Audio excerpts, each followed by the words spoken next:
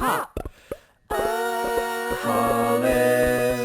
Welcome to Pop-O-Holics, the show about hot takes, hotter than pancakes. Where we're a couple of hippies just putting our feet up on the shit. God damn. Hold on. You got this. 8 whiskey sours. You're going to do 8 whiskey sours. You're an alcoholic. You're going to get this. You're going to get this intro right. You're going to get it right. You won't get anything right. You couldn't stop at 3 whiskey sours. All right.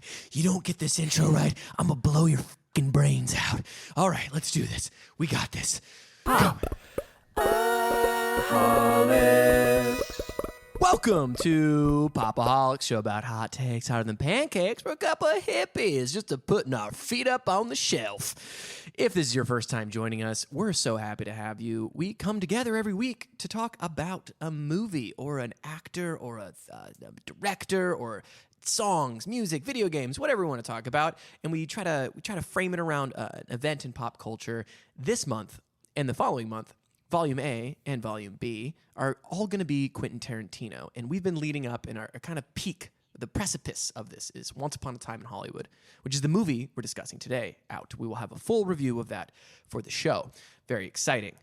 So won't you come on, join us? But it's not just me rambling on, barefoot, stinky feet along. It's I got some of my best buds. I have today joining us as always, Chris Conkling and Brian Dupree. It's good to be here, guys. It's good to have you. Good to be doing the show. So what we do is we talk about the latest news in pop culture. We do comic books and movies. We go into what we've been consuming personally. Then we head on into the weekly poll, and then we go to the main topic, which this week is Once Upon a Time in Hollywood. Fresh review, hot out the oven. Get your gloves on. Ready to go. But we're going to start the way that we always do, which is Brian's Wacky News Corner.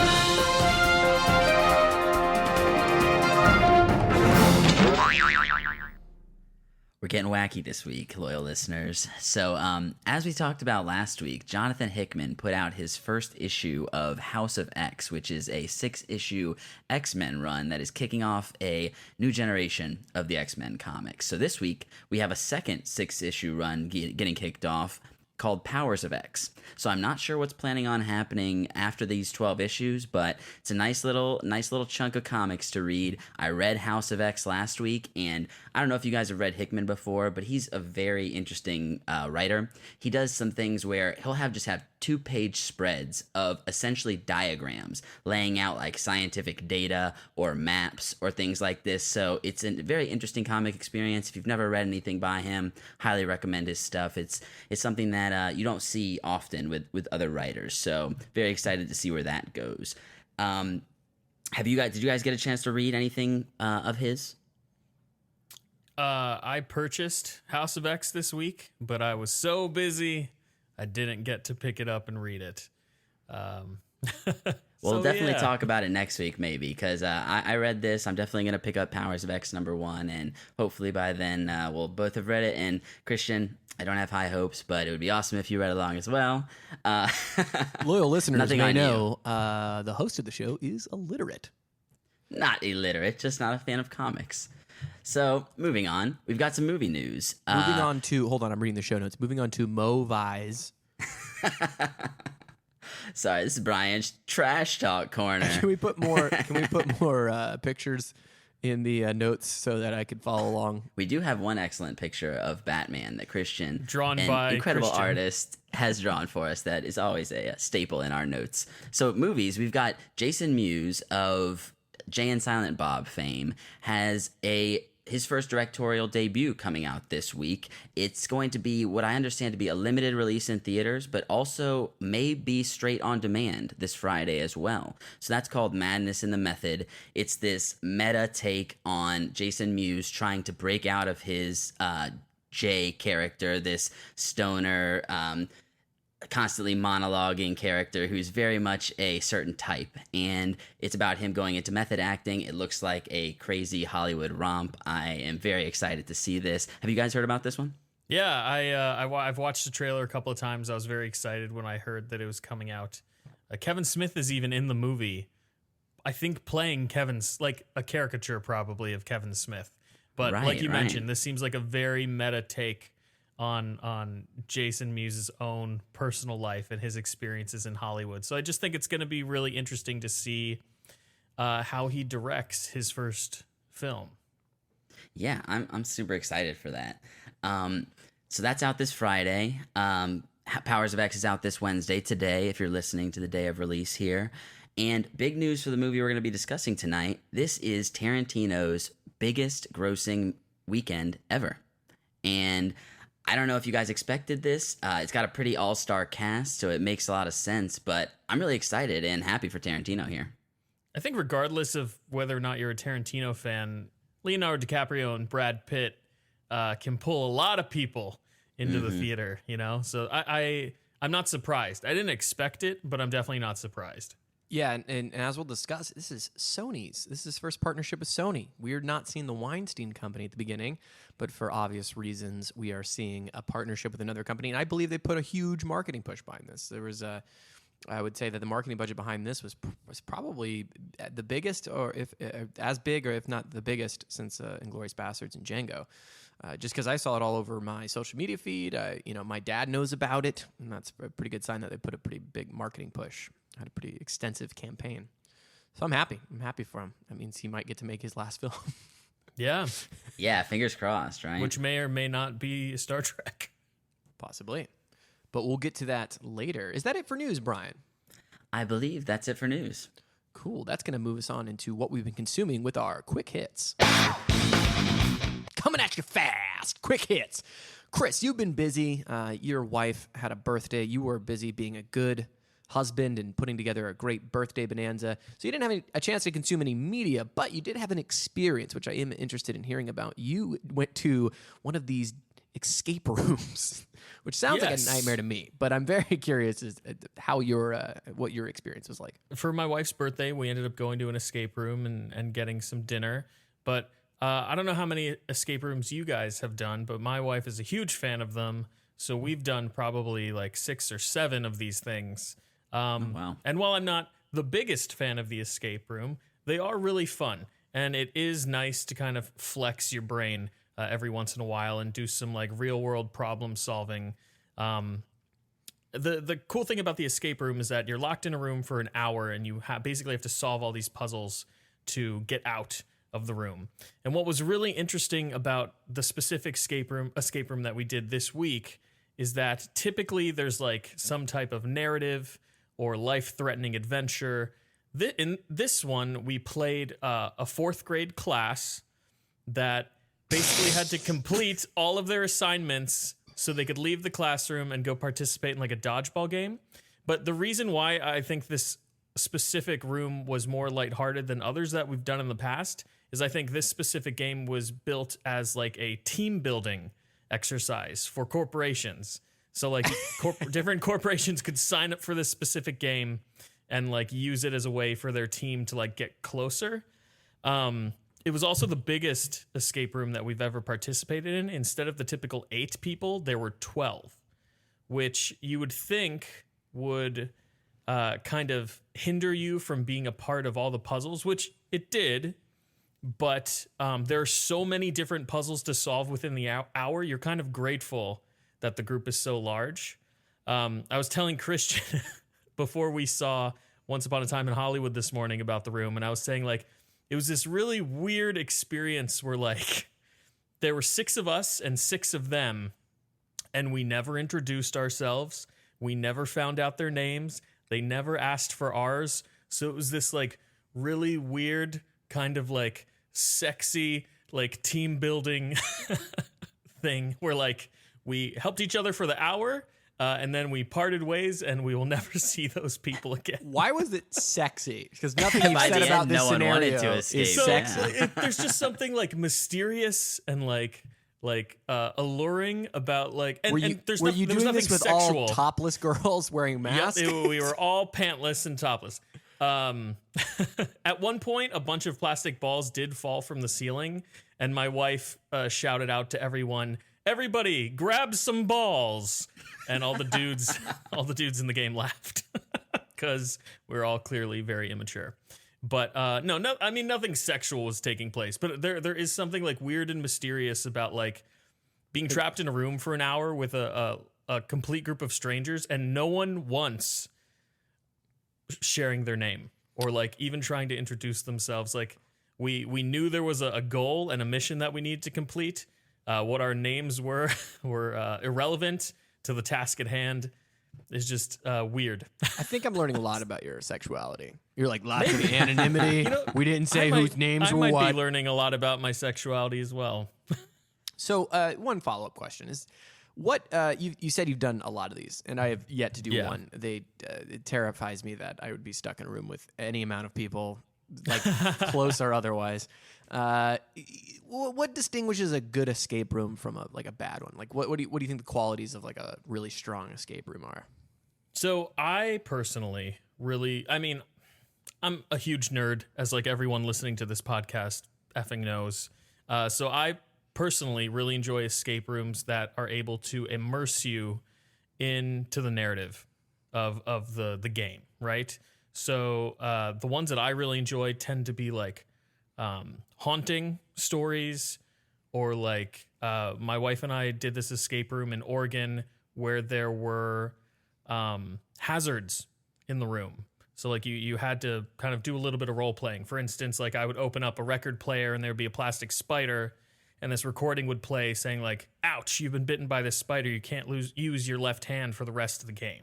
Ooh, okay. No one on my team wanted to do that because they were like, "We've paid a ton of money to play this game, and we're gonna play it. So like, F all the hazards." But I find things like that to be really interesting and adds an extra level to the quality of the escape rooms. Other people just like going in to solve the puzzles, you know? See, I would like actual implicit danger. Like I want real hazards. Like I want left. Like the walls are closing in on you as the game progresses. Yeah, Raiders like of the Lost Ark themed escape room. Or even if they get you and they're like, "Hey, welcome. Okay, we're just gonna lock the doors here," and then just like undisclosed gas just starts pouring in. It doesn't Right, have to and then we hurt you. wake up in a different room, and they're like, "Oh, you're in an undisclosed Yeah, location. exactly. Like, solve these puzzles or die." I'm never gonna do an escape room with you, Christian, because I'm afraid that might happen. Like you'll trick us into doing some like really weird, dangerous game. And then we accidentally ate Chris Oh shit! for nourishment, and that solved It was the us puzzle. or him. It's us or him. All right, so that's just escape rooms in general. Find one in your hometown and escape. Get out of there, or just They're like everywhere. Like, or just lock your door. Have your significant other lock you into a room and see if you can get out. Probably do the same. They have kits. They have home kits for like hardcore escape room enthusiasts. just ropes and schlag locks and Yeah, you like buy the that's box for next with week all the with things that you wire need. and rebarb. Escape this. Brian, you saw Shangri-La. It's a documentary on Showtime. Tell us about this. I have been absolutely obsessed with this and telling anyone who has ears to start watching this. So this is a documentary about Rick Rubin and the recording studio, which he now owns and runs. So I don't know how much you guys know about Rick Rubin. I was pretty unfamiliar with him outside of knowing that he was kind of a staple in the music industry. I knew he had worked with Kanye on Yeezus as a producer, and this documentary completely opened up my eyes and made me realize how much influence a single individual can have on an industry throughout many genres, and it was just mind-blowing to me. So this guy, he was essentially a member of the Beastie Boys, producing for them. He never rapped for them. He started Def Jam Records in his college dorm room. The Public Enemy, one of the main members is Chuck D. He convinced Chuck D by calling his house where he was living with his mother at the time over and over and being like, "Man, you need to put out records," and was essentially a huge part of getting Public Enemy to start making music. One of the most hilarious anecdotes in the story, Chuck D is talking about knocking on Rick Rubin's dorm room. Rick opens the door and he's like, "You're Rick? I thought you were a black dude." And Rick's like, "Cool." And it just welcomes him in. So this guy started in hip hop, loves professional wrestling, and is just kind of this spiritual, magical being who is life's purpose is to facilitate musical creation.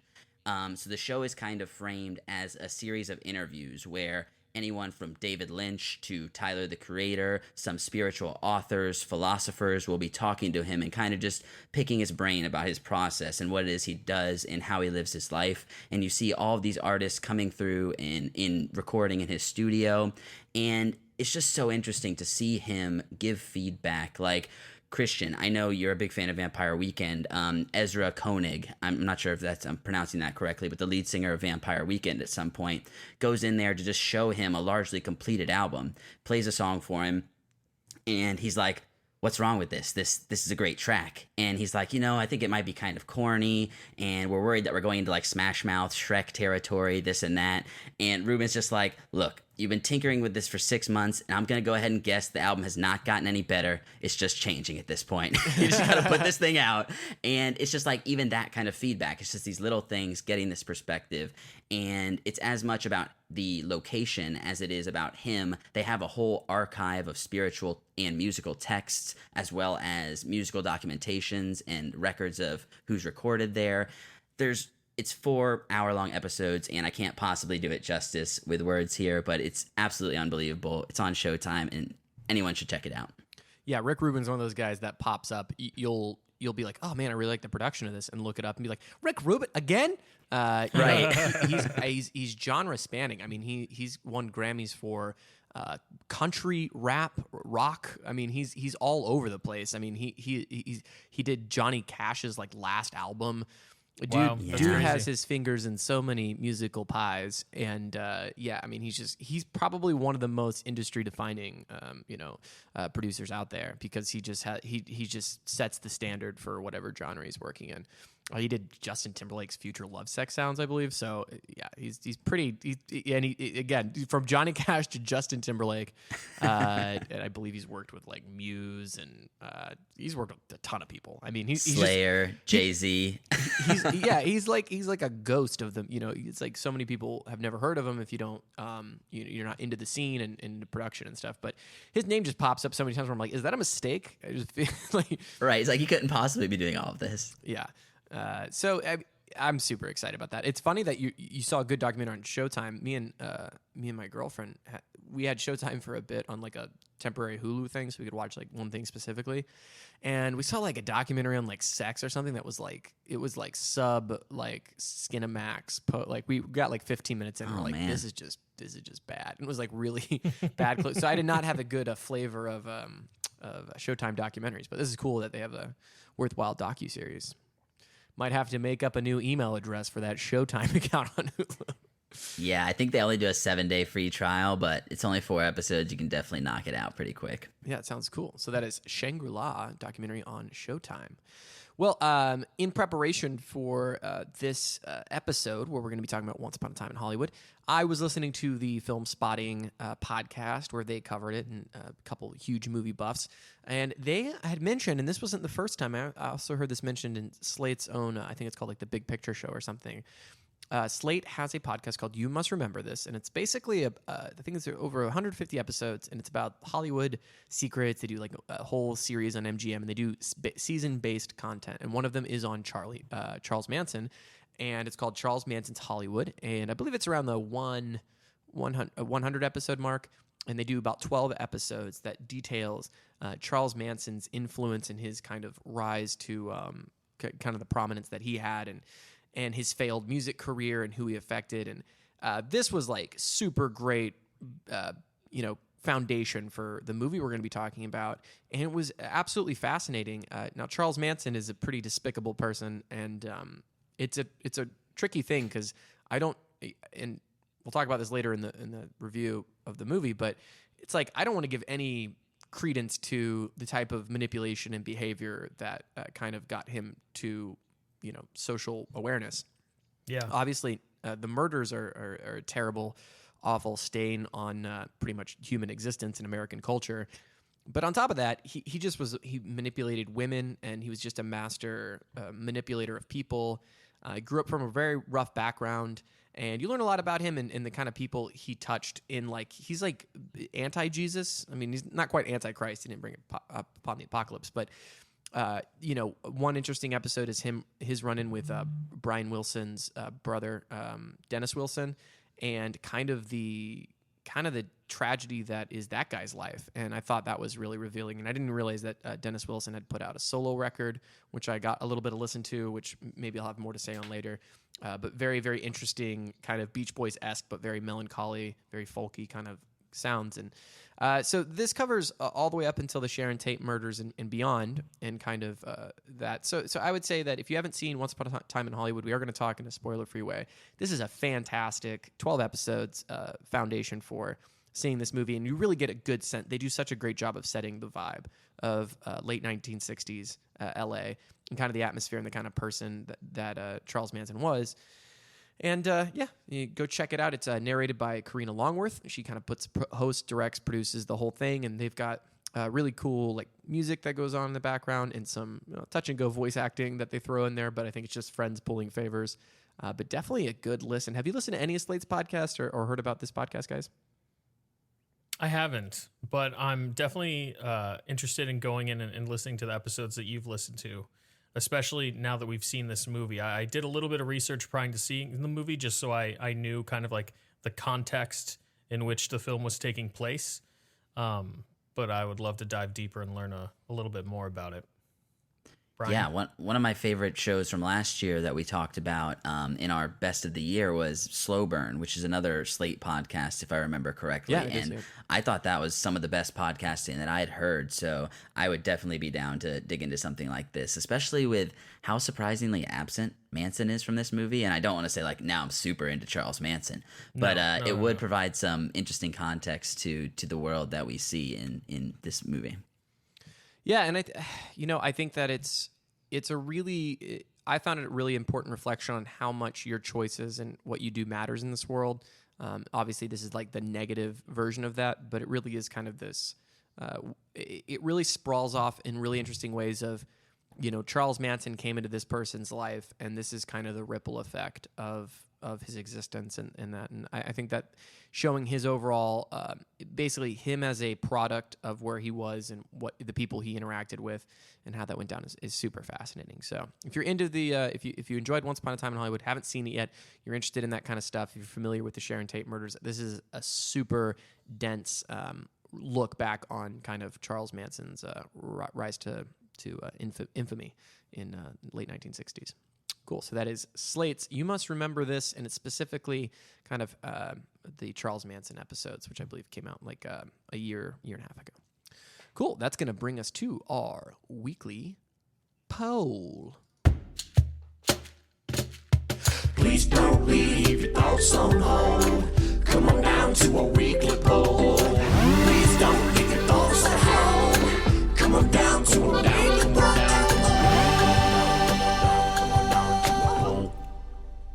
Hey, welcome back to the weekly poll, guys. We got a really good one for you this week. I kind of fibbed to you last week saying that the whole month was going to be nothing but Tarantino polls, because last week we had a little bonus episode talking about Spider-Man Far From Home, and per usual, every single time we talk about an MCU movie, Christian brought up his qualms with the CGI used across the board in those films, for the most part. So I was very interested to know what you guys thought. Do you prefer having a straight SFX, special effects Spider-Man suit, something tangible, something you can feel, something you're watching the actor wear in your Spider-Man movie? Or do you think the CGI Spider-Man suit is just as good, so maybe better? And I think Christian was a little surprised at the results. I was actually really surprised at the results as well. And truth be told, a lot of you came back to us and you were like, hey, this really isn't a fair question. Like, I kind of prefer both because I think they both kind of complement the other when used effectively. And I would agree with that. But regardless, the CGI Spidey suit came out, it just squeaked by. It squeaked by a little bit to 53%.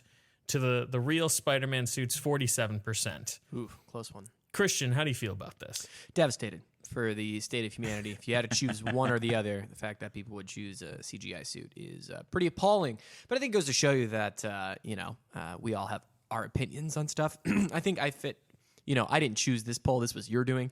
And I've said that I think a combination of CGI and practical is always the best. The blend, staging it right, and doing special effects in a really meaningful way. I'm not going to drone on and on. If you want to hear all my opinions about visual effects in the Marvel We got movies, a month's worth, guys. you can listen to a month's worth of it. I mentioned it for at least 15 minutes. It's my main talking point. I have no experience in the visual effects, and I, in fact, am not a visually artistic kind of guy. I have my artistic creativity in other directions. So the fact that I'm so opinionated on this is pretty blasphemous. So take my words with a grain of salt. I think I'm sitting in the middle with our users, which is, just stage it right and use it for the right reasons. And I think it was particularly gross in some of the sequences from Spider-Man Far From Home because it deals with fake stuff and illusions, and he himself is kind of the same kind of CGI stuff. So for that instance, I say boo Spider-Man. But the people have spoken, so I'll get off my soapbox. I'm going to go ahead and say that our polls tend to have a minimum of 3% margin of error. So I'm going to call this a draw. Okay. All right. Given our relatively small sample size, let's say there's a little margin of error there. I have to say I went through some photos of the CG suits versus the real suits, and while the CG ones are shinier, I had to go with the real suits this week, so I contributed to the good side, Christian. Good. I was Fighting with you the good this fight. week. Well, and I do want to mention one of the greatest things that's come from Spider-Man's CGification is his emotion in his eyes. And I think if you look back and look at the old Spider-Man films, Spider-Man 2, they have to keep taking off his mask as much as possible because he has it's very hard for him to emote. And I think the eyes do a really good job, but again, you don't have to do the entire suit eyes and in your action shots and all that stuff. You can mix it and blend it a bit better. But I will say, one of the best things for Spider-Man himself is those emotive eyes are super helpful. And I think one of the best things about the later Spider-Man films that we've gotten. Yeah, that's a huge trope in all the Spider-Man films. Typically, by the end of the third act, the actor has pulled off the mask. Even in these Tom Holland films, in the third act, that mask is off. It's like in Dragon Ball Z, Goku means business when his shirt comes off, or his shirt explodes. Like, I don't know if it's within their contract where hey, when I'm facing off against that villain in the third act, the people must see my face. Which is why even more so that when he has his mask off, he should not have a CG suit. And so you get that Marvel floating head syndrome where it looks detached and doesn't feel real. But you know what? CG at all. Who gives a shit? That's what the kids want. That's what they're going to get. See, I saw the trailer for Gemini Man, the new Will Smith movie, and I turned to my mom and I'm like, soon there's going to be no new actors, and every movie is just going to have a de-aged older actors. And the CG in that movie looks horrible, I must say. That movie they're not hitting it like Marvel does. It's gonna be a train wreck. It's like every new trailer makes me go, ooh, this is gonna be rough. This is gonna be real gross. So anyway, you guys can vote on our weekly poll by finding us on Facebook. Search for Pop-O-Holics Podcast on Facebook. Go ahead and join us, follow us, like us, and enjoy and comment and join in the fun. We definitely want to hear from you. It's one of the best things about doing the show. You can also email us directly with a little private message by emailing us at popaholicscast@gmail.com. We would love to read your responses, take feedback, both positive and negative. Please just send it to us and let us know what you think. Also, you can rate and review us on iTunes. That helps us out so much. Apple Podcast. Go ahead and leave a 5-star review, and go ahead and subscribe to us on your favorite podcast player of choice. Cool. So we're going to take a quick little break, and then we're going to get into one of my most anticipated films of the year, Quentin Tarantino's penultimate film, Once Upon a Time in Hollywood. And we'll be talking about that and more when we come back on Pop-O-Holics.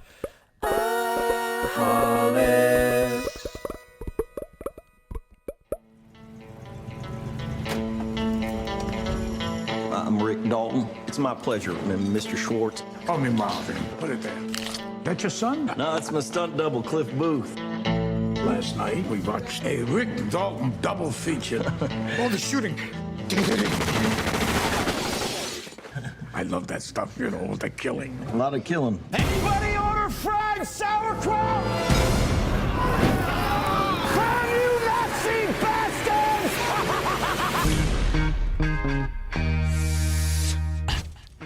That is from the trailer of Quentin Tarantino's penultimate film. Fun thing that a lot of reviewers are saying that it's catching on. Penultimate film. Penultimate.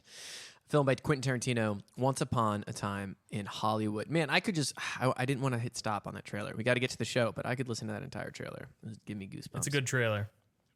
Guys, when did you see this movie? I've seen it twice now. I saw it once with you, Chris, and once on Saturday. What was the question? I said, when did you guys see? You kind of breezed past it. I said, when did you guys see the movie? You asked when I saw it, and then you revealed when I saw it. Brian, come in, pick it up. I saw this movie yesterday for the only one time, so kind of a fresh take. It's only 4 days old, but yeah, I just saw it. That's awesome that you saw it twice already. Couldn't help it. So good. And Chris, when did you see it? I saw it this morning with you, like you just Oh said. yeah, that's right. I forgot. But I definitely want to see it a second time. So, Once Upon a Time in Hollywood, directed by Quentin Tarantino, written by Tarantino, budget of $90 to $96 million, which blows my effing mind for various reasons we'll get into. And it's already grossed $40 million. Hopefully it's got legs. Hopefully it builds up. Lots more people like me go to see it again. And it stars Leonardo DiCaprio, Brad Pitt, Margot Robbie, Emile Hirsch, Margaret Qualley, Timothy Olyphant, Austin Butler, Dakota Fanning, Bruce Dern, Al Pacino, and so much more. And so many cameos from a lot of people. So many. We're going to be talking about our expectations going to the film and kind of how it performed, our standout moments. This is all pre-spoiler, but kind of what we found really effective about it in general terms, performances, music, and the script and screenplay and all that, and overall thoughts, spoiler-free of the film. Then we're going to go into spoiler. We'll give a warning on it. If you haven't seen it yet, wait till that, and we'll compare some of the decisions made as far as correlating with actual historical fact and kind of Tarantino's reasoning behind what he did. We'll talk about our favorite moments and some closing thoughts.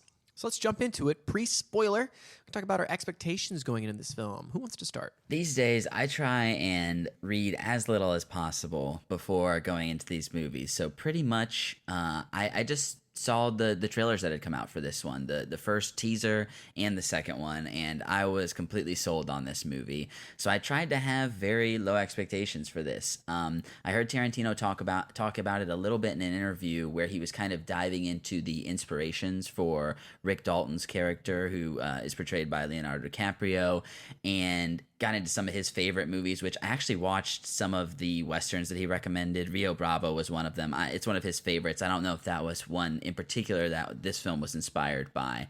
But aside from that, I just want to say up front, do not read about this movie anywhere before going to see it, because even in the non-plot section of the Wikipedia, it has something that I definitely consider to be a spoiler. So I just will say that up top. So going into this, I didn't have too much expectations outside of 2 years ago or so. I heard Tarantino's doing a Manson movie, and that pretty much sold me on it. And with that being said, there wasn't a lot of Manson in this movie, although his vibe hung heavy over it. So I really enjoyed this, and yeah, let's hear your expectations. I'm just rambling. So unlike you, Brian, I am addicted to movie news. I cannot help myself.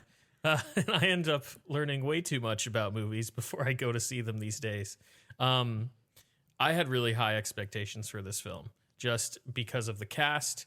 Like you, I heard that Tarantino was making a Manson movie a couple years ago, that obviously being a Manson movie was going to take place in the late 60s.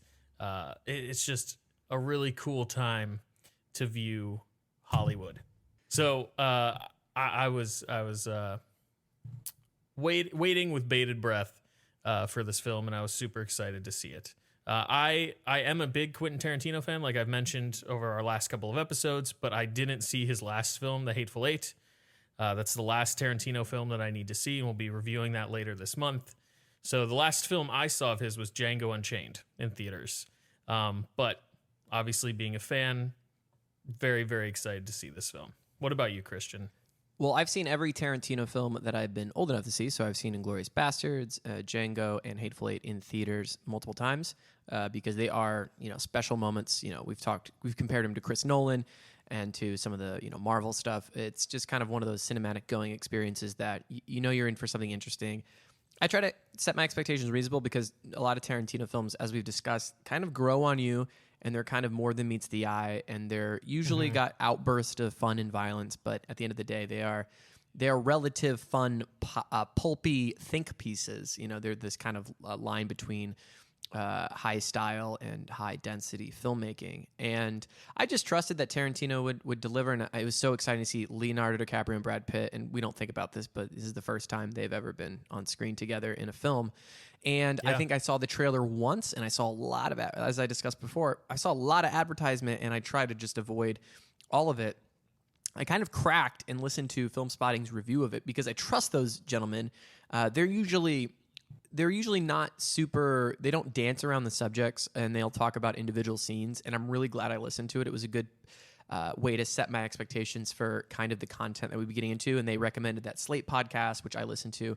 So I'm super excited that I got fully educated before on the time period, because I think this movie, more than anything, really is rewarded from your knowledge of that time. And I think a lot of older folks are going to really enjoy this film. I'm so excited for my dad to see this. And so, my expectations were pretty level of like Hateful Eight I really enjoyed, but I think is an inherently very flawed film. And I feel similar about Django. And so I was really hoping that he would kind of give us something a little different and a little more nuanced. And I think he delivered. And I think all the things that I liked about Jackie Brown, I like about this film. And I think that, as I told you, Chris, I think they're good companion pieces. So getting into some of our thoughts about this film, what are some things that struck us upon, your first viewing, and what pieces of it do you feel were really strong or maybe lacking? Brian, we'll start with you. With what I knew about this movie, I figured, and I don't know why I thought this, but I really thought it would be kind of more expansive in some ways than it was. And knowing Tarantino, I guess I was kind of fooling myself, because this is, as usual, a very character-driven film. And obviously, Leo is essentially the lead, although I think everyone kind of gets their character moments where you really dive deep into some of the who's being portrayed here, whether it be Leonardo DiCaprio, Brad Pitt, and Margot Robbie in particular, had some of my favorite standalone scenes. She as Sharon Tate, she goes to a movie and watches herself on screen, and it is just some of the most adorable, like seeing yourself in a movie, newly kind of famous, kind of still like on the come up, marrying this very famous director, kind of being overshadowed by him. I thought it was this beautiful piece of artwork that largely goes without dialogue, and there's a lot of feet in this movie. I don't know if you guys noticed this. I think Tarantino's got a feet thing, but the feet performances were very strong as well. My understanding from a lot of critical reception is that he's always been kind of criticized for the feet, and this is him kind of being like, "Oh, you think I was into feet? Check this out." Like this. Would you ever massage a man's foot? This is a response to the deep cut on Pulp Fiction here. The foot, not like the football. He's going full foot on him, but even this Al Pacino showing up and just being this charismatic producer who's just like laying it all on the line. The acting performances, I think, are what really drive this movie home, and I think Hollywood itself is a character in this movie. It very much puts you in the roads, like on the streets of Hollywood, and made me feel like I knew what it was like to live in this time. Definitely. Yeah, without a doubt, I ditto a lot of the sentiments that you just expressed, Brian. Being that we mentioned that this is Brad Pitt and Leonardo DiCaprio's first film together, their performances acting off of one another couldn't be stronger. Like their relationship as best friends, actor and stuntman, like their love for one another is one of the strongest parts of the whole film. Margot Robbie, while very important to the film and the overall tone of the film, doesn't have a huge part in the film, but you're absolutely right. That scene where she's in the movie theater and she's watching herself and reacting to the crowd's reaction of her up on the screen, it's definitely like some of the sweetest filmmaking I've ever seen from Quentin Tarantino. It's definitely some of the most heartfelt filmmaking I think that he's ever produced. And again, my God, the level of set production in this film to transform Hollywood Boulevard into 1969 Hollywood Boulevard, you're transported, man. Like you feel like you are in the 60s in Los Angeles, and it's so immersive. and very, very cool. You can tell, again, we've said this so many times already, just going over the films that we have from Tarantino, but that man has a deep, deep love for Hollywood and for cinema and for film, and it is completely visible in this movie as well. Yeah, it said before we had watched it, me setting the groundwork for the kind of movie that it was, is I couldn't help but compare it to like playing Grand Theft Auto. I know that's really weird because this movie is probably has been in the works and in Tarantino's back of his brain before Grand Theft Auto had its first pixel, right? But what Grand Theft Auto does so well is it makes you drive from place to place. It gives you a whole world. The attention to detail, kind of the heightened American reality is always present. The newscast and the radio is all encompassing to your experience with the world of a lot of the Grand Theft Auto games. There's a definite soundtrack and a vibe, no matter whether you're in the 80s or the 90s or the present time with the latest one. And it takes its time and really just lets you sit in a time and a place. And then, of course, the performances and the characters are very slice of life, and it just feels like we're living. I could have, going the second time through, it's like I could play a game, like an interactive piece of entertainment that had these characters in it for 40 hours. I mean, they're that interesting and likable. And of course, the performances just elevate it. I mean, Tarantino's always been kind of an actor's director, and I think this takes it to the next level. He's literally in this film an actor's director.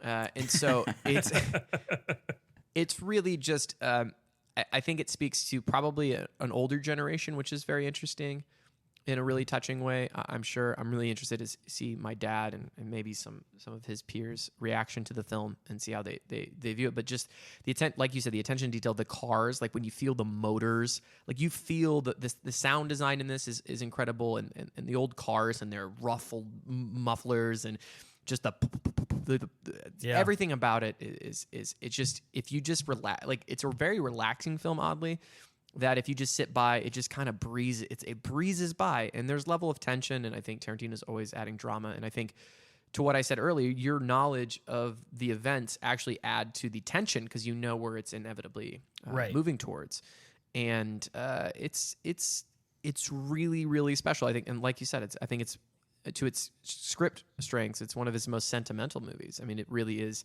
very touching and very sweet. There are moments that I'll talk about in spoilers where I was on the verge of tears and some people were laughing. And as long as people are having a reaction, I think that's the important part. But I felt myself in some parts that people found humorous, and I find certainly tragically comedic.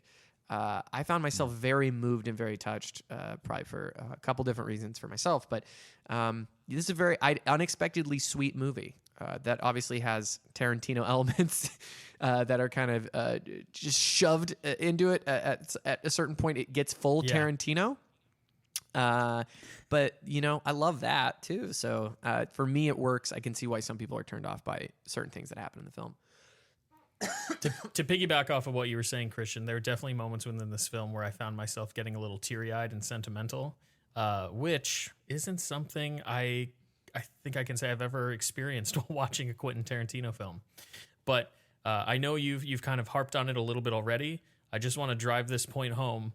If you're listening to this and you haven't seen the movie yet, do yourself a favor and do some research about the Sharon Tate murders prior to watching this movie. Because I think maybe to the film's detriment, without that knowledge, it lacks a level of tension that Quentin Tarantino, I think, wants to be in the film. If you know nothing about the Sharon Tate murders, there's a whole layer that you will not feel while you're watching this movie. And I think once it hits a specific point, you're going to be surprised in the wrong ways. So go out and do a little bit of research before you see this. You'll definitely appreciate it. I think the when you sit down film to finally watch it. Still does an incredible job of having a looming threat throughout the entire film. I mean, we're not 10, 15 minutes in until, we see these hippies emerge from the mirage, blurry, heat wave of Los Angeles and come onto the scene, and they're like as they described in Film Spotting, garbage fairies. You know, they're Right. kind of like these pixies that are like these free-loving hippies, but there is a certain level of menace and disgustingness and grossness with them, which plays into some of maybe like the more conservative elements about this film. It definitely is a film that idealizes kind of Hollywood, but I still think it points out the flaws, but we can maybe dive into that a bit longer.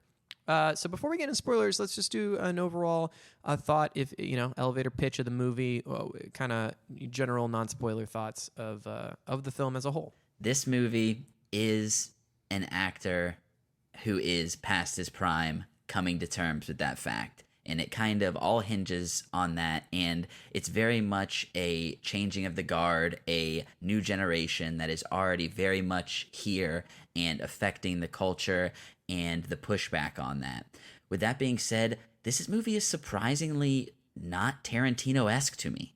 Like you said, Agreed. Christian, there are parts where it gets there for sure. And then it's like, okay, this is clearly what he's known to do.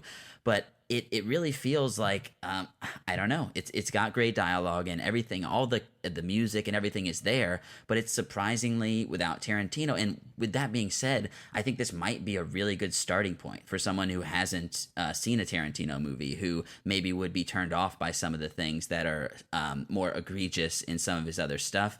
This is a movie, like you said, for maybe some older audiences who were a little late to the game on Tarantino. This movie is over 2.5 hours long and flew by for me. Some of his movies we've talked about can get a little slow. They're a little long. This movie had no problem. I thought the scenes were paced very well. He does get good tension, and I can't agree more about having some knowledge of the Sharon Tate murders will definitely enhance your experience with this one. Leonardo DiCaprio delivers an excellent performance as like an actor playing an actor who, like you said, is past his prime, trying to figure out what his place in the world is. Trying to figure out if he even has a place in this world. And again, the stuntman, Cliff Booth, his best friend, just kind of like riding coattails, trying to help him as much as he possibly can through this transition. Because inevitably, whatever happens to Rick Dalton, the character that Leo's playing, will end up affecting Cliff as well. I really liked that this movie was the most divergent from everything else than Tarantino's done. Like you said, Brian, there's still things that are there that are quintessentially Quentin. Quintessentially Tarantino-esque. The dialogue is very much him. The choice of music is very much him. Again, all diegetic. Like the characters are listening to the same songs that we're listening to. So he still has his tropes, but like there wasn't a whole lot of swearing from what I remember, and there weren't any like racial slurs, which is great for him. Like he's evolving, I suppose, as a person. And very minimal violence until one specific point that we'll end up talking about in spoilers, I'm sure. But I really, really enjoyed this film. This film is a bromance to its very core. That is what it is. It is a beautiful, sentimental bromance, which I did not expect to be Tarantino's 9th film. And it's, like you said, it is Leonardo DiCaprio's character, Rick Dalton, his descent into, B Western movies and him trying to make the unsuccessful transition from TV to movies. And at the same time paralleled with the youthful optimism of the upcoming Sharon Tate. And it's kind of paralleled the entire movie of her climb. And when those 2 points eventually meet in, what's tragedy historically. And that's the projection of the movie. But really it is just such a slice of life. And, from the second viewing, it seemed like the pace, I had some pacing issues just because I'm very aware of, the theater and the audience and how long some of these scenes can be. I mean, the opening tells you what kind of movie you're in. There's a quick scene, and then they're sitting. They get in. There's an empty car, and it's like slowly panning back as it says, "Once Upon a Time in Hollywood," Quentin Tarantino. All that. The characters get in the car, shut the door, and then turn the music up really loud, and you hear the roll of the. I believe he's driving like a Cadillac. and you hear the music and the radio station, and then it goes full force, and it's kind of like, yeah, that's it. It's very slow and methodical, but very kind of moving and perpetually paced forward, despite it seeming a little overlong. But the second time through, especially knowing more in detail the what, when, and why and where, because I think to maybe the movie's only detriment, some of the cuts and editing your first time through, there is a flashback within a flashback at one point, and I think that can be very jarring. And I know one of the people that we saw it with, Chris, was a little confused about when in time something happened, because the movie takes place mostly 2 days, but within that 2 days, there is some flashbacks, and I think that can be a little confusing. And there are some editing goofs that kind of remind me of Scorsese's later work, where there's some continuity things about a character will be pointing, will immediately get a wide shot, and they're no longer pointing. And I don't know if that's old directors being like, I don't care. Like, this makes the most sense for the scene, but stuff you definitely didn't see in their earlier work. So there's a little bit of that, but other than that, I do believe it's a near perfect film for a variety of different reasons. So that's that, guys. Go see it if you haven't already. Once Upon a Time in Hollywood. We don't want to ruin it for you, because I do believe it's a very special movie to watch with no knowledge of kind of how the story progresses. Do you guys have any final thoughts before we go into spoilers? No, just see it. It's amazing. Go see it. Take your friends. Very cool. So we're going to be going into spoilers in 3, 2, 1. Guys, our spoiler discussion is mainly going to center around Tarantino once again taking historical creative liberties with where the story goes, and kind of after seeing a couple movies where Tarantino does this, what's the overall message? Why do you think he takes it in this direction? And then we'll talk about some of our favorite moments in kind of more detail, and then give closing thoughts, spoilers in hand. Chris, why don't you start us off with where you think Tarantino's coming from in the way he ends this movie, and maybe describe the way the movie's ended as well. One of the things I love about Inglourious Bastards, the ending of Inglourious Bastards, with the liberties that he takes in changing the way in which Hitler is killed at the end of World War II, is it's almost like we mentioned in our last episode, Quentin Tarantino trying to take some power back, like try to maybe rewrite history in a way in which it should have panned out. Like, these monsters got their dues, right? And the latter half of this film, especially because the date and time are a big piece of how he places us in the movie. If you're familiar with the murder of Sharon Tate, you know that it took place on August 9th, 1969 at night. And there's a whole record of like the events that unfolded prior to the Manson family coming to her house and murdering her and 4 of her friends. So the latter half of this film falls on that day. And we move from the film saying like it is August 8th at this time, and it completely removes the date and just starts giving us timestamps. So there's this looming tension building while you're watching Rick and Cliff do their thing, while simultaneously seeing Sharon Tate interact with her friends, enjoy a night out on the town, basically do everything that they did prior to their murders. And I think because of Quentin Tarantino's love for Hollywood and viewing her murder at the hands of the Manson family as a tragedy, like a cosmic injustice, right? He took this opportunity to change the way it pans out. So instead of the Manson family going to Sharon Tate's house at the end of the night, they're actually interrupted by Rick Dalton, which kind of sets this whole new chain of events. Margarita in hand. Margarita in hand. A drunk Rick Dalton goes out to their car. Full picture. Yep. and basically shifts their target from Sharon to him. So the Manson family end up invading Rick Dalton's home and having a confrontation with Cliff Booth initially, and then finally with Rick Dalton. I don't know how much detail you want us to go into, but this is the most Tarantino-y moment of the entire film. Like we mentioned in our non-spoiler section of the show, there's very minimal gore throughout the entire movie, if any. And he saves it all for the last 15 minutes of this film, because the Manson family is brutally attacked in the best way possible. And I think it's completely 100% justified. I actually turned to Christian when the movie finally rolled credits, and I was getting really nervous about where this movie was going, because knowing Tarantino's, like, I don't want to say love for violence, but like violent sensibilities, I guess, he could have either portrayed the murder of Sharon Tate or shown us the alternate reality that he inevitably ended up showing us. And I was very, very happy and very moved, kind of, that he ended up going that latter route. How do you guys feel about the change in this history? So I felt very similarly in terms of the tension that was building up. There was a moment, Christian, I think you brought it up a little earlier, that there's constantly, we're hearing newscasts and radio broadcasts, and there's one particular newscast on the night of the events. And we hear something like, and now the moment you've all been waiting for.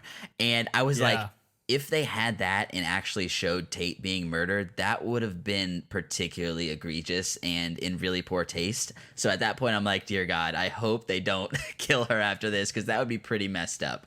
But with that being said, yeah, I thought it worked very well. I was a little confused that I didn't fully get until I talked with my friends afterwards that they had explicitly decided to go to the other house, because Manson had told them to go there, and then they have that conversation in the car where the girl talks about streets of my trips, you know, let's kill the people who taught us how to kill, which I think is a cool idea, and I appreciated what they were trying to do there. But I also thought the movie was very, and justifiably given the characters we're introduced to, but very like anti-hippie free love movement.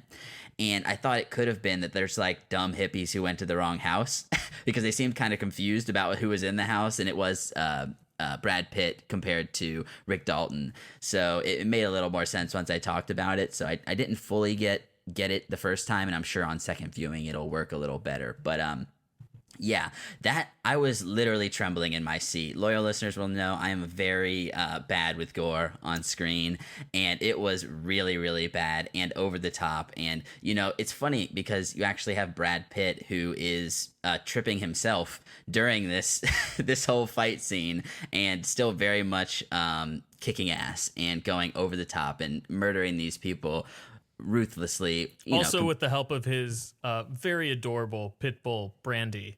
Yes, incredible, and very John Wick. If you guys haven't seen John Wick 3, you should also check that out. Some great dog work in there as well.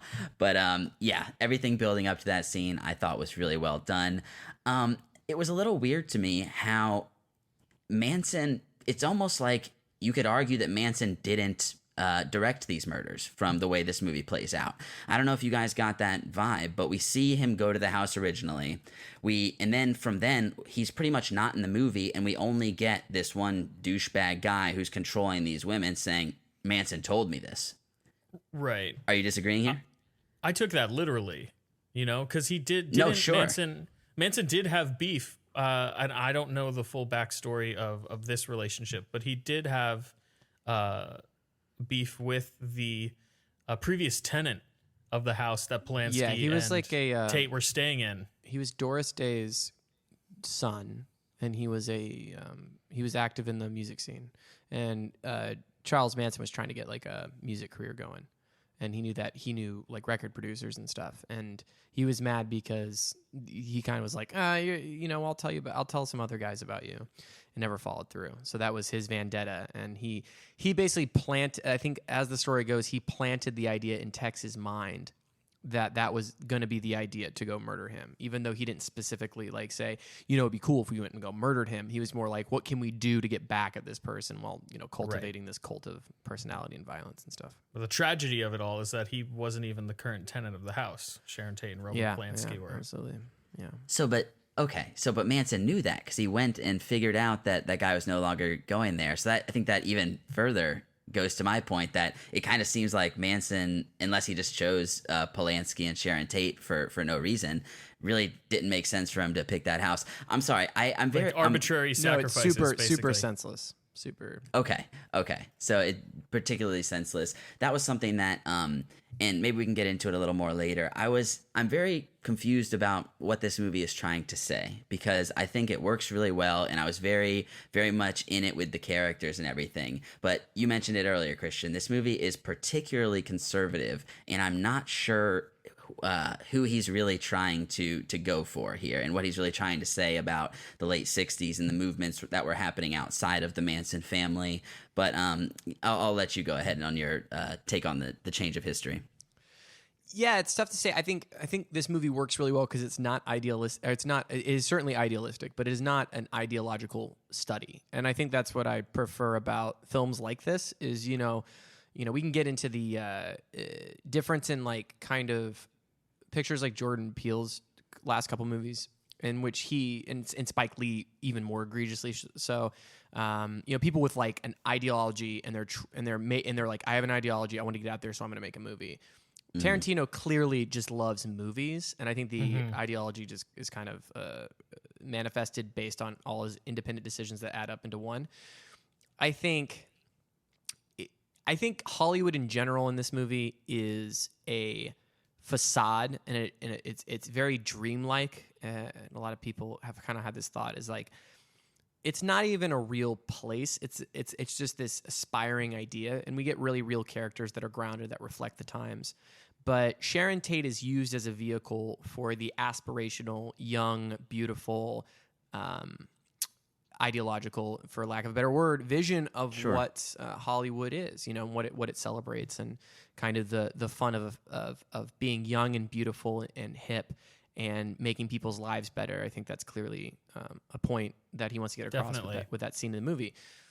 And the freeloading hippies are, the enemy in this, and they're kind of eating everybody's garbage, right? And they're not actually making any movies. In fact, they're infesting a Hollywood ranch, right? They're like a plague of locusts, and that's certainly how the movie portrays the Manson family as an enemy. So I can see how someone can look at it and be like, oh, because you're, there's certain parts of the hippie culture that you subscribe to that would be making villainy of all hippies. And this movie doesn't, I don't think, do anything to dissuade that, other than he gets an acid dip cigarette. And, listen, it's not trying to create a fair and balanced system of like society, but I think he is definitely pointing out. But it's tricky because I don't think he's making, like, all these young girls, or if you really dive through the layers, are very broken young women that came from broken families and are being taken advantage of by a psychopath, right? By a megalomaniac. And the movie does nothing. I don't think. My point is that movie doesn't show that at all, though. Really, right? No, it does not. It doesn't. That was weird to me. I think just kind of build on that a little bit. I think that the problem that the movie has, and the reason it might come across as that, is because the only hippies that we are privy to in this film are the Manson family, and Charles Manson used the hippie movement as a means to persuade these young women to join his cause, basically this free love movement, right? So it's not like there's only one good hippie in this movie, and it is the one that sells Cliff, Brad Pitt's character, a acid laced cigarette. I thought she was a member of the Manson family. I don't think so. No, No, I'll she's have to go back and watch little it. white girl.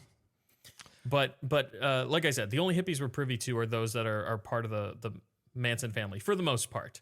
So they're all not evil, Yeah, and I mean, or you see the misguided. bias. I mean, at least in the context of the film, Leonardo DiCaprio's character clearly has a prejudice against hippies and As ruining does his property value. Brad Pitt's character as well. Brad They both Pitt do. is less. No, like, Brad Pitt says hi, and like he gives one of them a ride, and he doesn't like take advantage of her in any way for moral or just plain lawful reasons.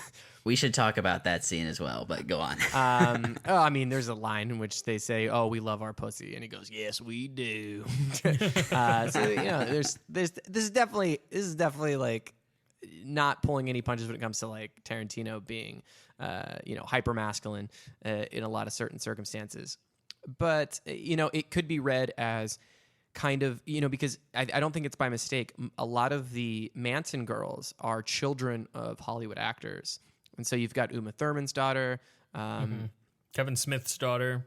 yeah, and I've heard even more so, when you actually get like the wide shots of them rolling through. And Tarantino just making a film that parallels while they're making the Western. I don't know if you noticed this, but they cut between shots of Rick Dalton's Lancer pilot that he's filming and the Spawn Ranch.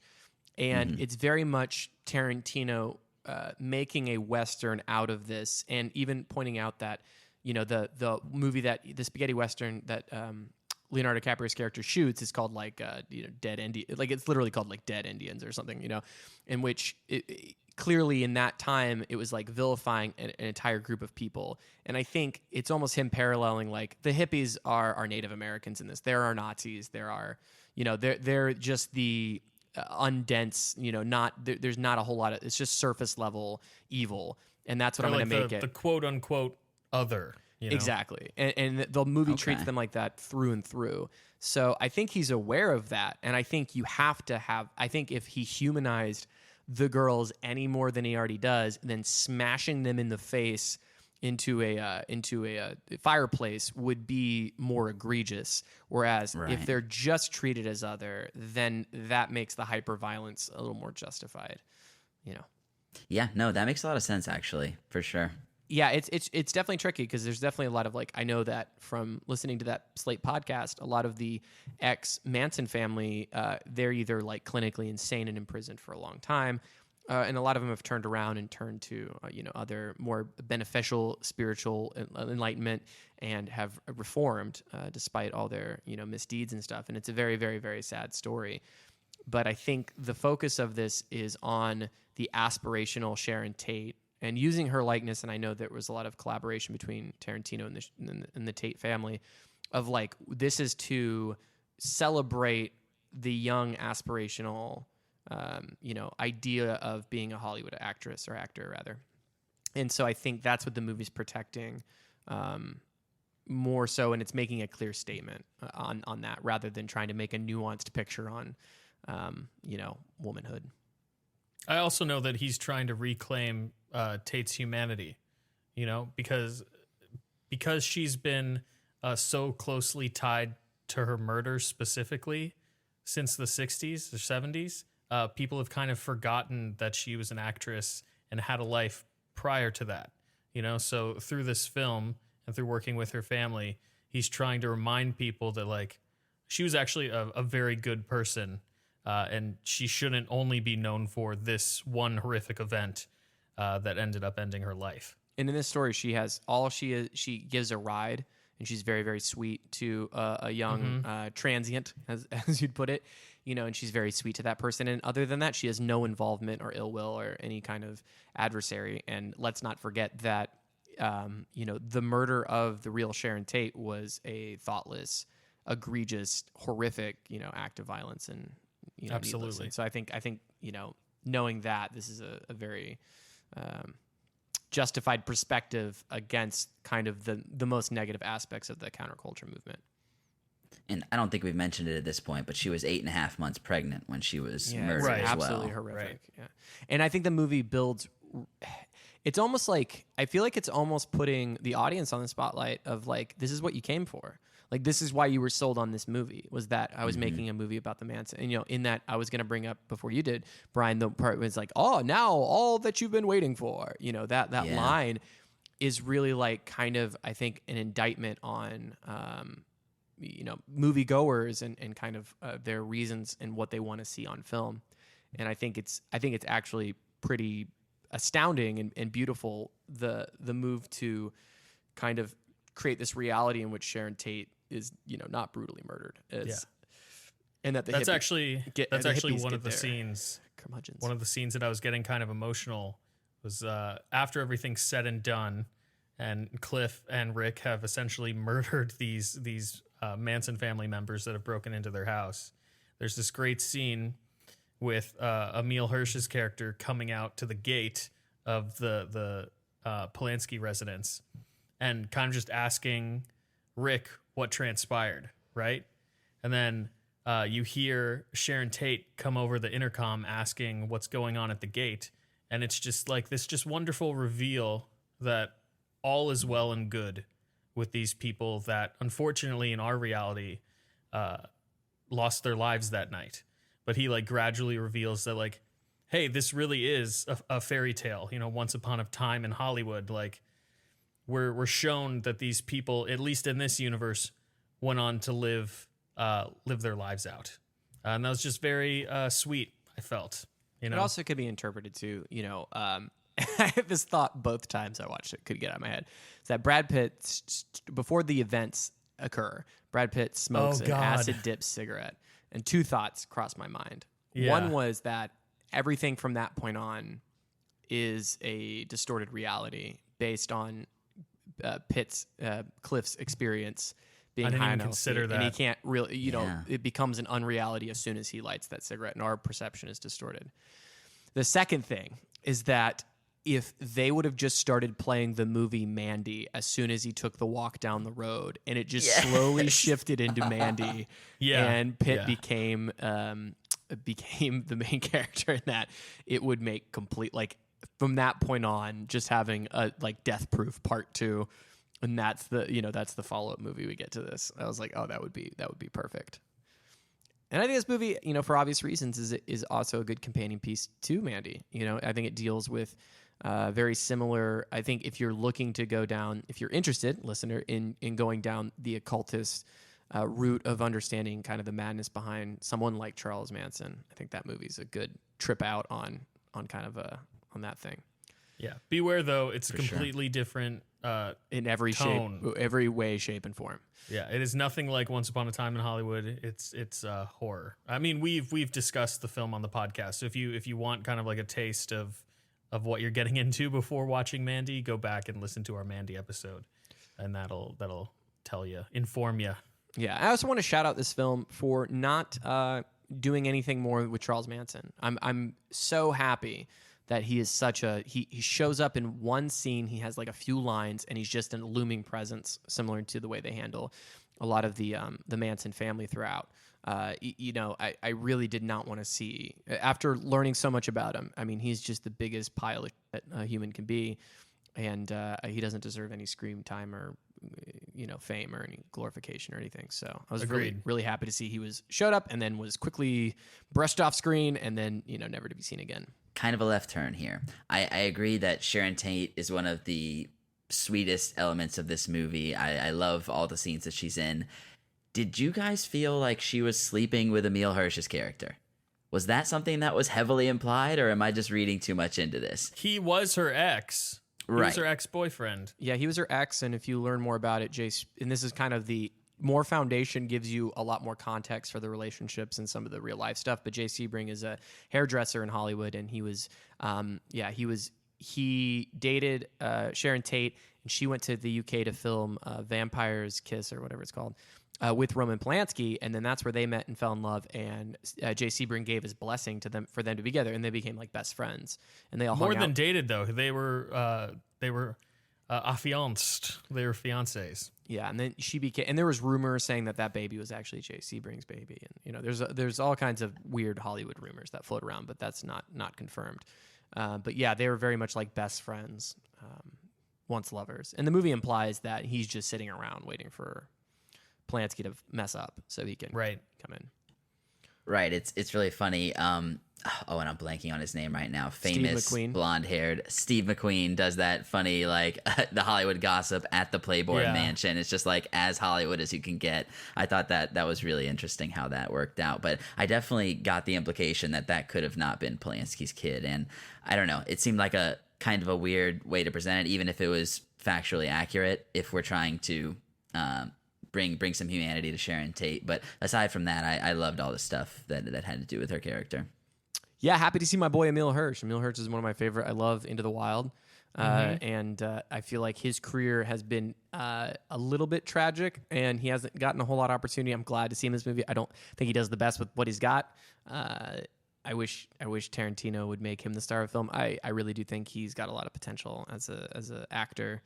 But he's getting old. So good in Speed Racer. Hey, so Speed Racer good. is that we'll do a retrospective. We'll go back. I like Speed Racer. Go back. Truth on be it. told, I've never seen Speed Racer. All right, so moving. I haven't either, actually. We got to do it. Hey, let's do it. Moving on. Let's talk about some of our favorite moments with a little bit less impunity. We speak freely. I'll start things off.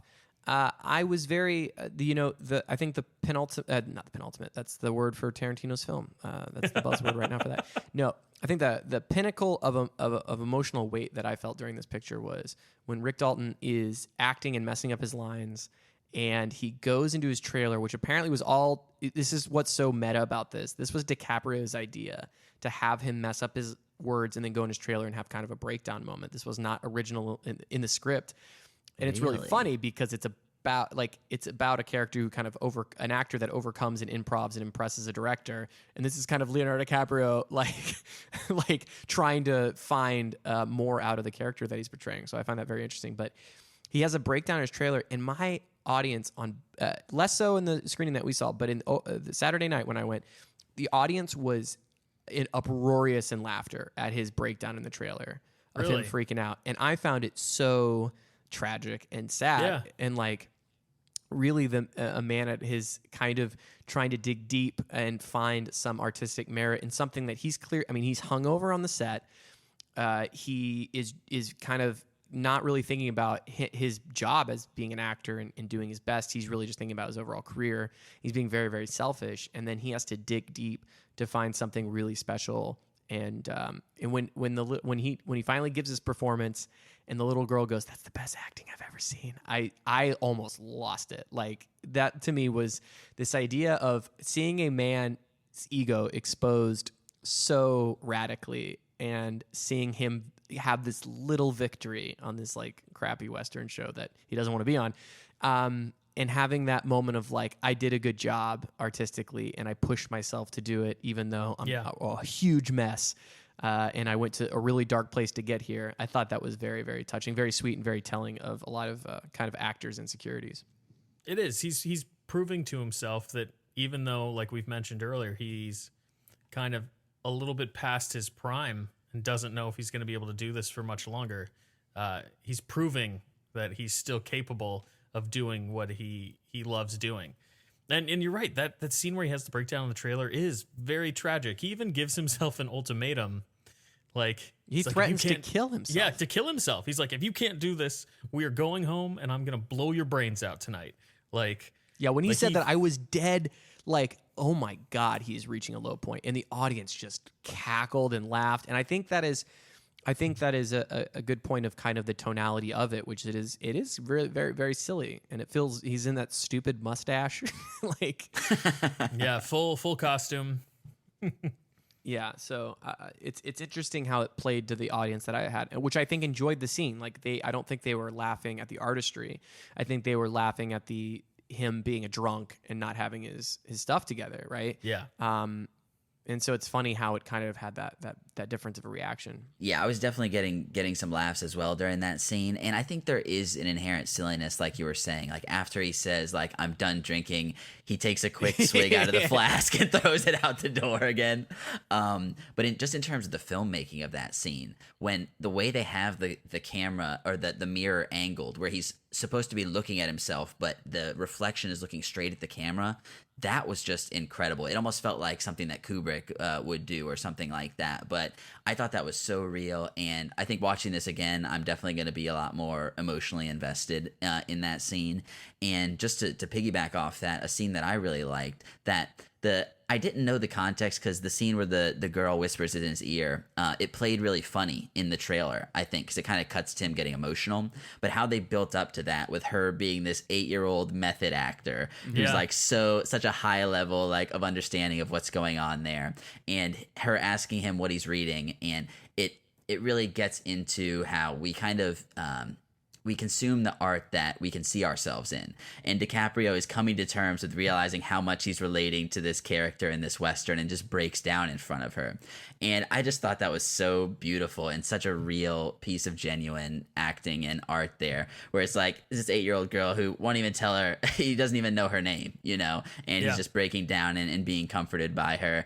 And one of the funniest moments in the movie. I can't remember if he calls her like Sugar Puss or something, and she's like, I don't like Puss. names like Sugar But we'll Puss. talk about that later. Yeah, that was so good. I'm really glad you bring up that scene because I'm actually only familiar with that actress, Julia Butters, from the show American Housewife on ABC. My wife and I really like that show. It's a comedy. She plays a very little girl. So it's really interesting to see her play this like really mature character in a Quentin Tarantino movie when I'm so used to seeing her in this like other comedic role. She's a great little actress, and that's one of the best scenes in the whole film, without a doubt. She's a great little actress. She is a great actor. She's a fantastic actor. Going to have a great career ahead of her, especially for being so young. So I just think that scene really culminates his storyline, and I think especially rewatching it, and I can't wait to watch it again. Just seeing his emotional state go through it, and us cutting back from the movie persona of DiCaprio to his real insecure self, and his little breakdowns that he has, and kind of where he's at emotionally and mentally. I think that scene really puts forth kind of the whole struggle that DiCaprio has that I found really interesting in the film. Go ahead, Brian. What's your favorite? Give us some of your favorite moments. So just one last thing on something that leads up to the scene you're talking about.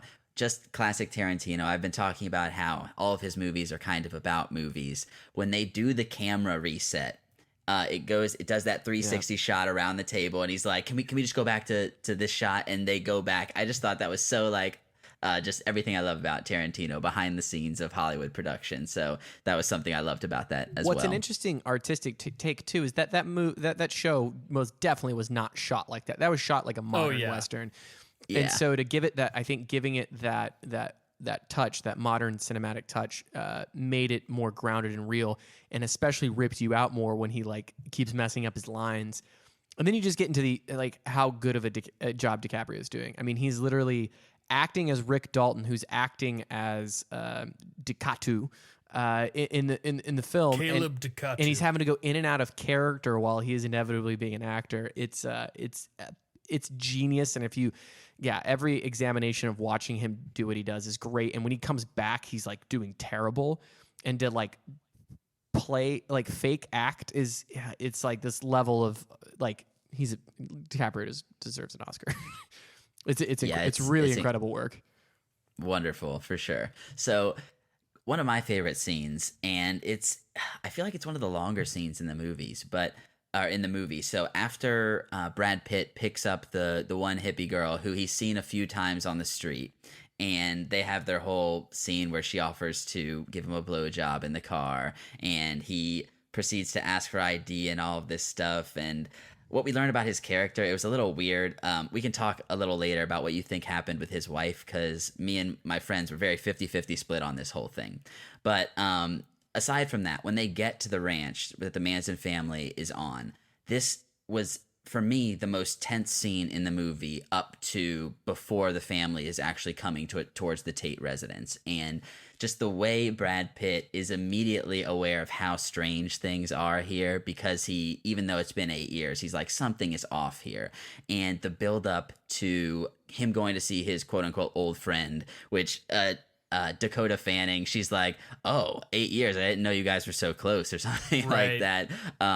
All of that, I was like, I thought this guy was dead for sure. And the fact that he's alive and blind, it leads up to this comedic gag, essentially. It played so well, and the tension that he can build up it felt like nearly 10 minutes to get inside that room, and it felt like forever. It may have been half that time, but that was definitely one of my favorite scenes, and showing kind of, although like you said, there's all these young girls who are being manipulated, and there are a couple of like kind of strong men who are really the brains of the operation, in control of what's happening on this ranch, while the guy who owns it is being pacified by sex with Dakota Fanning, presumably. That was definitely one of my favorite scenes. What did you guys think of that one? Yeah, I love that scene, and like you said, the tension in that scene is palpable just from the interaction with Dakota Fanning and Brad Pitt. And you think that she's feeding him all these excuses as to why he cannot see what's his name? That's Dern. Bruce right? Dern's character. Bruce Dern's character, yeah, George Spahn. And I listened to a couple reviews after we saw the movie, and a lot of these critics said they didn't like that scene because they felt like, you said, Brian, it built to a punchline. But I feel like the fact that it's still able to build all this tension and you felt it, like the fact that it ends with all of these excuses being true in no means takes away from the tension that you felt a couple seconds earlier. You know, Right. So I thought the scene was very well crafted.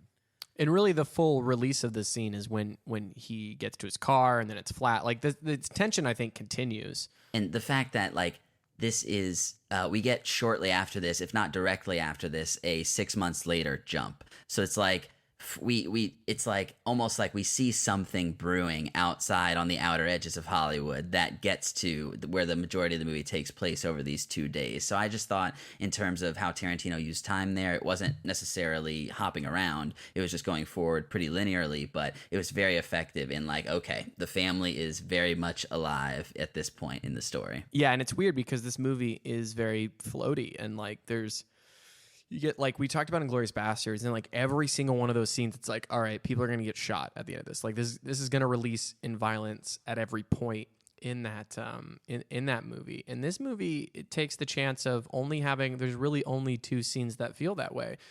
Other than the emotional stakes of the scene that I was referring to is you know, the Spawn Ranch scene and the final conflict. There's really not much else as far as, you know, the weight and stakes that we get from this other stuff. And I think it's a show of that Tarantino is more than that and can pull a whole movie together throughout.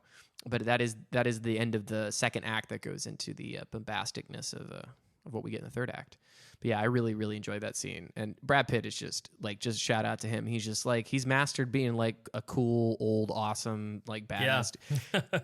And like, it's hard in 2019 to go like, man, I just like a man being a man. But man, if Brad Pitt isn't a goddamn man in this, he's a very capable stuntman keeping his cool. I mean, Brad Pitt is what Rick Dalton portrays in all of his movies. But Brad Pitt's character, or Leonardo DiCaprio's character, is just, you know, a facade of that. Like, he just does that on set. Whereas Brad Pitt is actually Rick Dalton's character. He's a Steve McQueen. He's like just a classic, capable man with a violent past. But you know, he's very likable, but he gets the job done. And I think that's interesting that they're paired together, which is like Rick Stuntman, the guy in the background who does all the crazy stuff that he could get hurt. I mean, he's literally just the actual manly man. And so it's incredible seeing him tell that guy to fix his tire and with nerves of steel. Because I would be, if I walked on that ranch, I'd be like, all right, I'm getting out of here. Right, immediately. He's cool as a cucumber, though. He knows he's getting out of there. But Chris, give me your favorite scene, your favorite moment in this film. Well, we kind of already covered my top moments within the film, being the scene on the Spawn Ranch and the final 15 minutes of this movie and the interaction with Julia Butters and Leonardo DiCaprio. What I'm kind of interested to hear your perspective on, and is a scene that I thoroughly enjoyed, especially in the way that it was shot, is Cliff Booth's interaction with Bruce Lee. The way in which it was shot is so interesting. Tarantino shot it as like a one shot, and I'm using quotation marks here because there were definitely some hidden edits within there, I think. But again, I went and I looked at a couple reviews after watching the movie, and on first viewing for me, I really enjoyed the scene, but I can see why people would potentially take some issue with this scene, especially considering that they use Bruce Lee as kind of a means to further Cliff Booth's position in the film, you know. So they take this ethnic actor and this well-known, respected martial artist and kind of turn him into the butt of a joke to show how capable Cliff Booth is.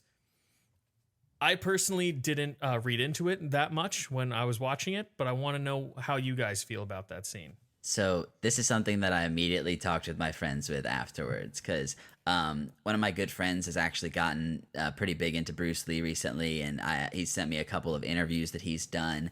And Bruce Lee was very much training everyone in Hollywood in terms of choreography with fighting at this point. Like you said, very well respected. And even Sharon Tate.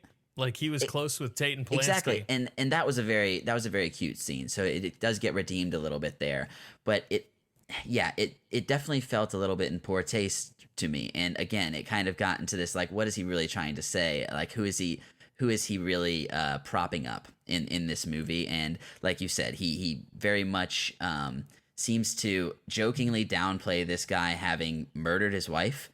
Everyone in Hollywood's been like, he killed his wife and got away with it, and because he's a war veteran, he still gets a job. And in the era that we're in, I just can't help think, like, who is he really? Christian, you said protecting earlier, and I was like, protecting is the biggest question around this movie. It's like, who is being protected by these characters being propped up as good people and the manly men who can get along even with a checkered past. So yeah, the Bruce Lee example was one for me where I thought it was a funny scene, but I thought it similarly downplayed martial arts and the reality of how this guy could probably realistically fight very well if he was trying to actually take Brad Pitt's character down. So it definitely was something that stood out to me, only probably more so because I had watched a couple of interviews with him, and I felt like the man had a very interesting way of looking at life and an interesting way of looking at martial arts, and was so influential in Hollywood and chose to leave Hollywood, which is something that people who respect this era may have never, forgiven him for. I think that Mike Mewes, the actor, and apparently he runs like a dojo out in like the Midwest or something currently, but has been involved with like film choreography. I think he steals this scene. I think he's incredible in the scene, and he has a lot to say, and he does it so well. And I'm sitting there going like, I know Tarantino doesn't do like CGI, but did he like find a way to get Bruce Lee in this movie? Like, It's amazing. It was like blowing my mind. So I really do think it's like super respectful to the legacy of Bruce Lee, while using it as a way to show how badass Brad Pitt is. I mean, being that he's the guy who can beat up Bruce Lee. That being said, Bruce Lee, they said they're going to have a best of 3 contest. Bruce Lee knocks him out in one kick, and Brad Pitt adjusts, and then they get into halfway through a tiff where they're kind of going. They've kind of both learned from each other, and I was so mad when that was interrupted, because I wanted to see Brad Pitt and Mike Bo go at it a little longer. But it seemed to me to end an even conflict, and it's meant to show that our character is very, very capable, right? And it uses Bruce Lee as kind of this marking point for Bruce Lee is a pretty big badass, but look at like he goes toe to toe with Brad Pitt's character, right? And so I see it as that scene's also a vehicle to set up the third act, because like who would think that Brad Pitt could move the way he does against the Manson family if we hadn't already seen him go toe to toe with Bruce Lee? Yeah, I think Bruce Lee's shown as like a proud warrior, like a proud man, and it points out equal flaws that probably Bruce Lee had. And Bruce Lee, for all intents and purposes, is more of a dancer than an actual, like, he's a martial artist / dancer, right? And so Brad Pitt's just calling him out on the fact that he's probably less of an actual fighter. And so I think that shows great respect for Bruce Lee. I think it's funny, and I don't think that it's like Brad Pitt throws him into a car, but he also gets laid out immediately as soon as he starts fighting him. Like, he gets put on his ass by Bruce Lee instantly. So I think it's a pretty even I think looking more into it is just kind of looking to say that Tarantino's being somehow not thoughtful of cultural identities and stuff. I think that's looking a little too dense into it. I mean, given that this is a real character who actually existed in real life, I may be wrong here. I don't think he ever said he could beat Muhammad Ali in a fight. Seems like a pretty bold thing for him to say. He may have said that. From my experience, well, he didn't say that. He said humble. he could beat Cassius Clay. That's Cassius Clay, who became Muhammad Ali. Oh, that's his real name. Yeah, duh. Yeah. So seeing what I know. But so like that's like, okay, so he's presenting him as not humble, when everything I've seen of him is like ridiculously humble. He's very respected as a martial artist, and it just I don't know. It felt a little bit wrong to me, but I get what you're saying. That obviously it does build up to that scene later, but yeah, I don't know. In this day and age, I can't help but overanalyze it, given that he is this tool for a joke, and this is another person who was killed in debatably, like a lot of people have very skeptical views about how he died and what happened with him. So it's like, if we're gonna respect people's legacies and then use this one famous dead person as the butt of a joke and put someone else up on a pedestal, it's like, again, it's like maybe the intention may be a little off base in some regard for me. Well, I mean, in my experience, it's a little more nuanced than that. I think that if you're taking 2019 into account and where we're at as a society, I think you can find maybe some problematic stuff, but I think it's totally redeemed by the fact that there's this beautiful moment of him and Sharon Tate practicing martial arts together, and it's a very lovely scene. And so and again, and as far as their contest goes, you know, they bested each other twice. They were even in match, and then it ended, right? And so maybe the boastfulness is something, but I mean, if anybody's a fan of Bruce Lee, it's probably Tarantino. And so I'd be interested, so people that are like hardcore Bruce Lee fans, and I'd be curious to see what their thoughts were on that. So if you're a hardcore Bruce Lee fan, please write into popaholicscast@gmail.com. Tell us what your thoughts were on the scene. I think it's perfectly fine. I think there's more problematic stuff in this movie. I was more disturbed by the fact that like Brad Pitt bashes two women's faces.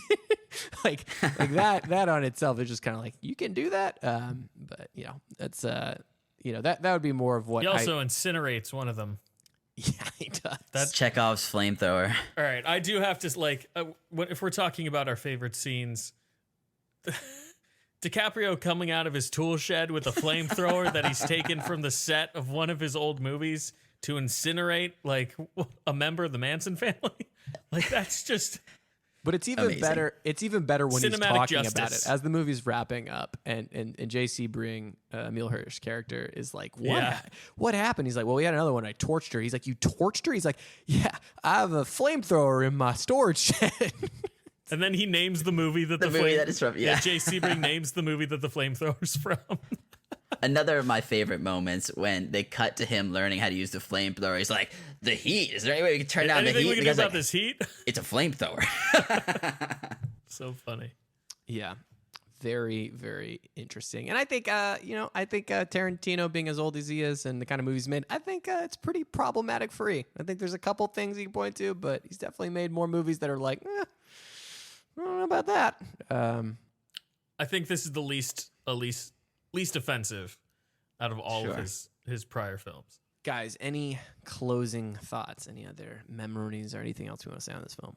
I like I said at the very beginning of our episode tonight, I thoroughly enjoyed this film. More so than I've enjoyed the last couple of Tarantino films. And it might be too early to say. I might just be high off the movie right now, considering that I'm in such close proximity to it, viewing it for the first time. I think I would put this film in my top 3 Tarantino films. Best Absolutely. Tarantino films. Yeah, that is not hard for me to say. It is between this and Inglourious Bastards. It is. Yeah, 100%. I would say it's pretty much neck and neck, because I've spoken that, although I love and appreciate Pulp Fiction for whatever the timing that I've seen it, the parodies it's in kind of encountered since I've watched it. You know, it's one of those movies that I don't hold as Tarantino's masterpiece as much as this and Inglourious. So I think it's neck and neck for me on these two. It's just so, like I said, it's so different from everything else that he's done, and that shows that he's capable of changing and growing as a director, even having like almost a 30-year career where most of his stuff is very similar, besides Jackie Brown, like we talked about. It's just a great movie. Go see it. Yeah, I totally agree with you guys. And Chris, you haven't seen Hateful Eight, but I think, as you said, like Hateful Eight feels to me like very much a throwback to his Reservoir Dogs Pulp Fiction days. It's a closed box movie, so dialogue driven, largely in 1 or 2 sets. And this shows that he can do this expansive thing where he shows a period piece. Just the way that the the Hollywood Hills or whatever the neighborhood that they're in, Malibu, is shown where they're going over houses into the pool, over houses back, and you see how close everything is, and it's just so well done. I guess it's probably crane shots or something like that, but this movie is gorgeous. It puts you in it, and it honestly made me feel like, okay, maybe Star Trek could be his last movie, and I could love that. It's like if he could put his stamp on it like this, I'm more than game for to see a Tarantino Star Trek, and that potentially be how he ends his career. I would rather see him do something original, but I would be interested to see his vision for Star Trek. I think it'll be the most anti-Star Trek thing that's ever existed. Right. But knowing we'll his see. attention to detail and how he's recreated, especially in this movie, how he recreates stuff, I honestly think that it would feel like the most original Star Trek not original as in unique. I think he would shoot it and it would feel like watching one of the early Star Trek TV shows, just elongated. Like, I feel like it would be like Wrath of Khan.